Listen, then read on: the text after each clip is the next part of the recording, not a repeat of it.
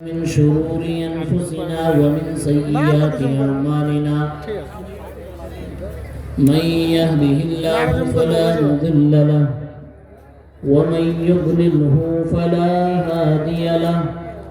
وأشهد أن لا إله إلا الله وحده لا شريك له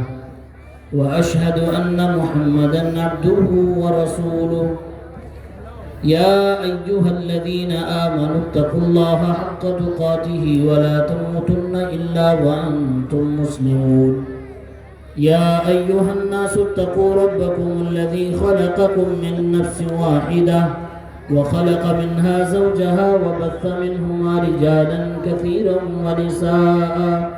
واتقوا الله الذي تساءلون به والأرحام إن الله كان عليكم رقيبا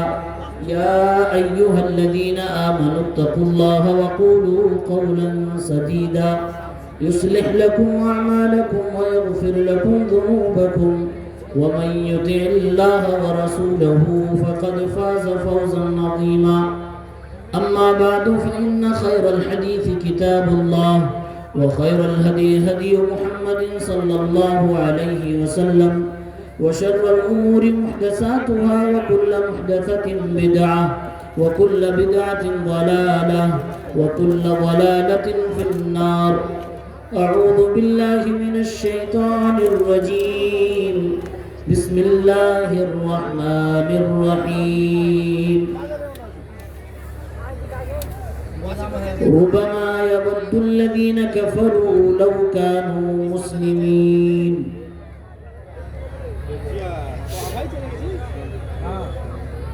اسٹیج پہ تشریف فرما باوقار علماء کرام، ادارہ کے ذمہ داران، معزز جلسہ کمیٹی، سامعین کرام، نوجوان ساتھیوں، عزیز بچوں، پردہ نشین ماں اور بہنوں، آپ سب نے کئی خطابات سماعت فرما لیے ہیں اور ادارے کے تعاون کے سلسلے میں عیدگاہ گھیرا بندی کے تعاون کے سلسلے میں جو مجھ سے پہلے خطیب آپ سب سے گزارش کر رہے تھے، آپ سب نے اس میں بڑھ چڑھ کر حصہ لیا،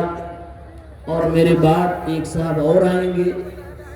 وہ پھر سے اسی سلسلے کو دراز کریں گے، اور پھر ان کے بعد اس جلسے کے آخری اور ہندوستان کے مائناز خطیب شیخ جرجیس سراجی حفظہ اللہ تشریف لائیں گے۔ آپ کے سامنے میں کچھ منٹ قرآن و سنت کی روشنی میں خطاب کرنا چاہتا ہوں۔ حضرات گرامی، قرآن مجید کو جب ہم پڑھتے ہیں تو اللہ تبارک و تعالی بتلاتا ہے کہ انسانوں، تمہیں ہم نے کمزوری کی حالت میں پیدا کیا اور پھر تم طاقتور بنے، پھر سے تم کمزور ہو گئے۔ یعنی پیدا ہوئے تو ننھے سے بچے تھے، طاقت ہاتھوں میں نہ تھی، چلنے کے لیے پیر کام نہ کر رہے تھے، اور پھر جوان ہو گئے، اور پھر سے بڑھاپا آ گیا، اسی بچپنے کی کمزوریاں آ گئی۔ تو یہ جو بیچ کا مرحلہ ہے جس کو ہم جوانی کا مرحلہ کہتے ہیں، یہ جوانی واقعی بہت ہی بہترین شے ہے اگر اس کی قدر کر لی جائے۔ ہمارے سامنے جو عوام بیٹھی ہوئی ہے، اس میں اکثریت مجھے جوانوں کی نظر آ رہی ہے۔ آپ لوگوں کے حوالے سے اللہ اس کے رسول کا پیغام میں پہنچانا چاہتا ہوں، کچھ نصیحتیں کرنا چاہتا ہوں۔ جو بزرگوار ہیں وہ بھی کبھی جوان رہے ہوں گے، اور جو بچے ہیں وہ جوانی کی دہلیز پر پہنچنے والے ہوں گے یا پہنچیں گے کبھی نہ کبھی۔ اللہ رب العالمین قرآن کریم میں کہتا ہے کہ اس قرآن کے اندر ایک واقعہ ہے، جس واقعے کو پوری سچائی امانت داری کے ساتھ ہو بہو بیان کر دیا گیا ہے۔ وہ اصحاب کہف کا واقعہ ہے۔ فرمایا اللہ رب العالمین نے انہم فتیۃ آمنوا بربہم وزدناہم ہدا وربطنا على قلوبهم اذ قاموا فقالوا ربنا رب السماوات والارض۔ قرآن میں اللہ عز و جل نے ارشاد فرمایا کہ یہ چند نوجوانوں کی جماعت ہے، یہ تھوڑے سے نوجوان جو اپنے دین اور ایمان کی حفاظت کے لیے ایک غار کے اندر جا کر چھپ گئے،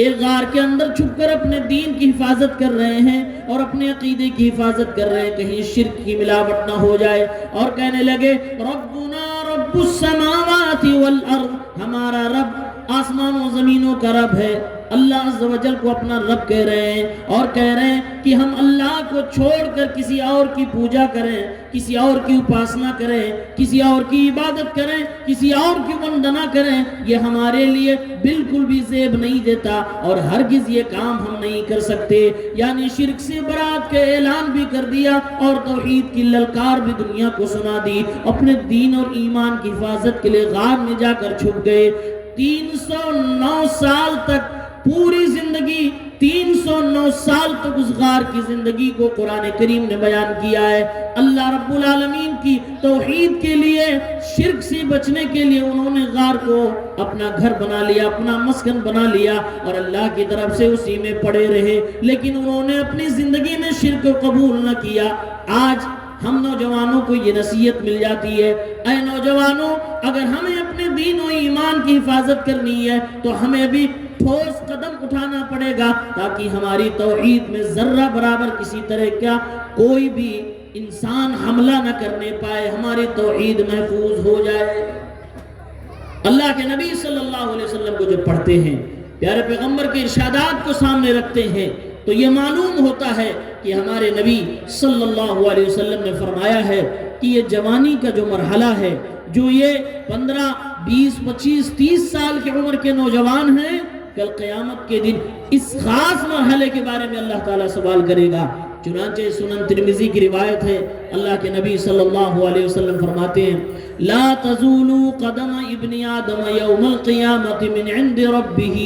حتی یسأل عن خمس۔ قیامت کے دن آدم کی اولاد یعنی یہ نوجوان، یہ انسان، یہ عورت، یہ مرد، یہ بچے، یہ سارے گروہ کے لوگ قیامت کے دن اپنا قدم اللہ تعالیٰ کے سامنے سے نہیں ہٹا پائیں گے۔ حتی یسأل عن خمس، یہاں تک کہ 5 چیزوں کے بارے میں جب تک ان سے سوال نہ کر دیا جائے، 5 چیزوں کا سوال کیا جائے گا، 5 کا جواب دینا پڑے گا، اس کے بعد ہمیں اور آپ کو اللہ رب العالمین کے سامنے سے ہلنے کا موقع ملے گا۔ اللہ کے نبی صلی اللہ علیہ وسلم فرما رہے ہیں سوال ہوگا عن عمرہ فیما افنا۔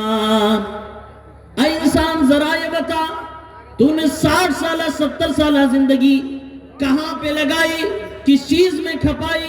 کہاں پر تو نے اپنی عمر کو لگایا؟ وَعَنْ شَبَابِهِ فِيمَا أَبْلَىٰ، اور اس 60 سالہ زندگی میں خاص طور سے جو 20 سال سے لے کر 30 35 40 سال تک کی عمر ہے، اس عمر کو تم نے کہاں پہ لگایا؟